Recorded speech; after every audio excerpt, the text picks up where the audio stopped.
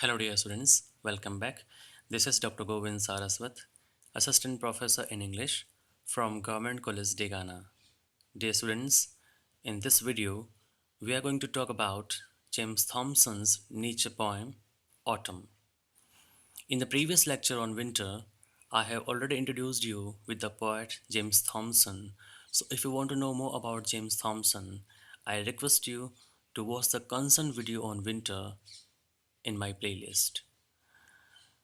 The present poem Autumn and the Winter, they both form part of James Thomson's longer masterpiece, a blank verse nature poem, which is famously known as The Winter, published in 1730.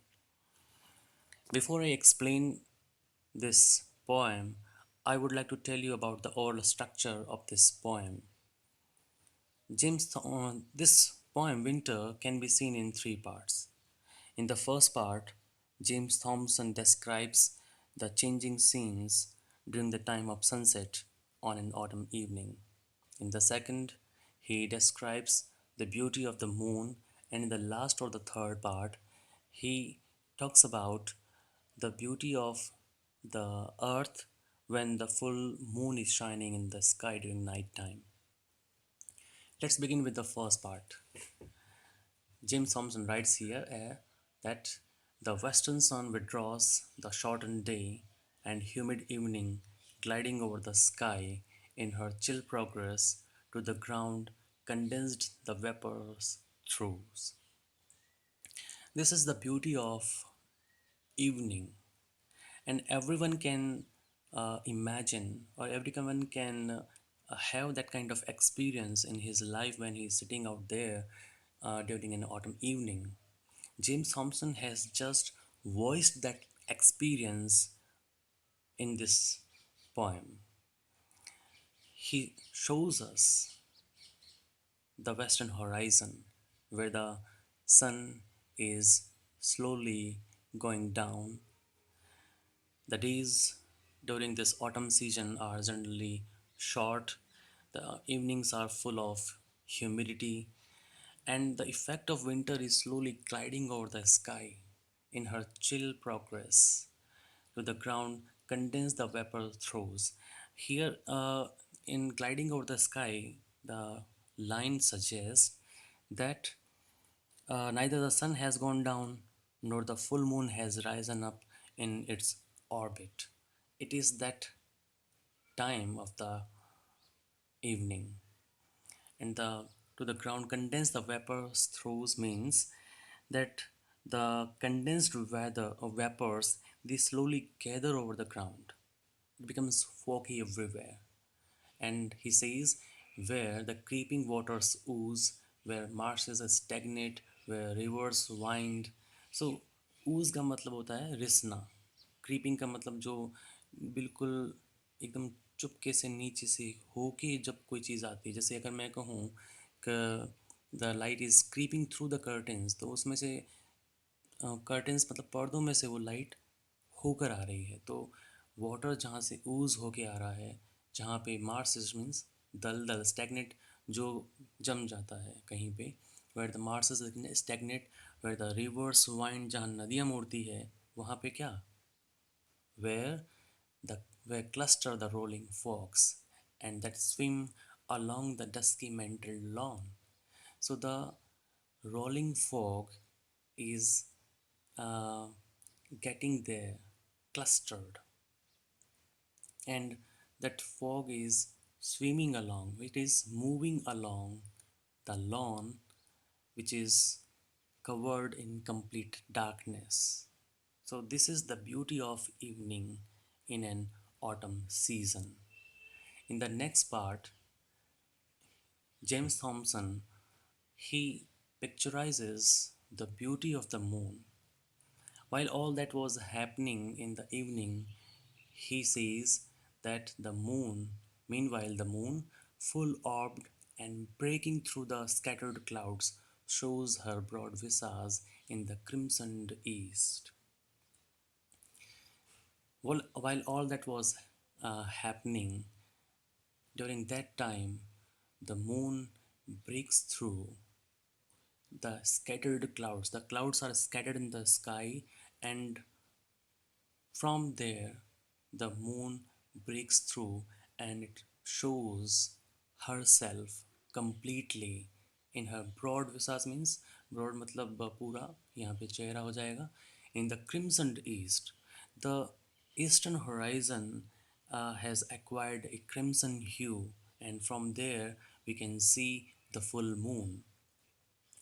And because the moon shows her broad visage, we feel it to be like sun. And then James Thomson talks that the disk of the moon is completely spotted. You will find many spots on the surface of the moon where you can visualize mountains, umbrageous dales, and many caverns also, as you can see from a telescope. A smaller Earth. In a metaphorical way, James Thomson says that moon is like a smaller Earth, which gives all his blaze again, void of its flame, because uh, the rays of the moon, they are soft. That is why he says that it is like a smaller earth and giving its blaze, but it is void of its flame and shades a softer day. जो चांदनी जो होती है चांद की, it has a soft effect because हम जब भी सूरज की रेस में बैठते हैं तो हमें थोड़ी गर्मी महसूस होती है, लेकिन चांद की चांदनी बहुत शीतल होती है. That's why he says that moon is shedding a softer day. He is shading his rays over the earth, and the day in under the under this smaller earth is soft. So this is all about the second part. In the third part, he talks about, or he describes the beauty of our earth during night time. Now through the passing cloud, she seems to stoop. It seems as if the moon is behind the clouds, and the moon is passing through the clouds and is trying to stoop का मतलब झांक के देखना यहाँ पे या झुक के देखना. Now up the pure Charolier rides sublime, and you can watch her because in Western philosophy moon is feminine. So now up the pure Charolier rides sublime. The moon is riding in a very sublime, noble way into the sky. Wide, the pale Dillers floats in a streaming mild over the skied mountain to the shadowy vale, while rocks and floods reflect the quivering gleam. So here, in these lines, James Thomson is talking about various geographical features of the earth, which you can visualize in the light of moon. The pale dealers floats in the streaming mild over the skied mountain, whether it is mountain or it is stream, or whether it is a valley or the rocks or the streams, they all reflect the quivering gleam of the moonlight. The whole air whitens with a boundless tide. Because it is perfect moonlit night. That is why everywhere a kind of whiteness can be seen. The whole air turned white with a boundless tide of silver radiance. There is a tide of silver radiance that is trembling round the world. So everywhere the light of moon, the rays of the moon, or the silver radiance that has spread. And this is the beauty of this perfect night in an autumn season. So, this is all about the poem Autumn, written by James Thomson, a very beautiful nature poem where, in three parts, James Thomson talks about various aspects of this season. I hope that this will be very helpful for you to understand this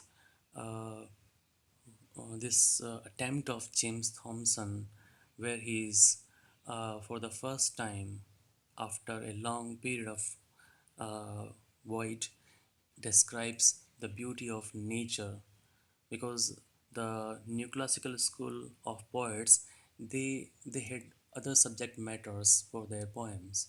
So for the first time in the James Thomson has made nature as a subject matter of a poem.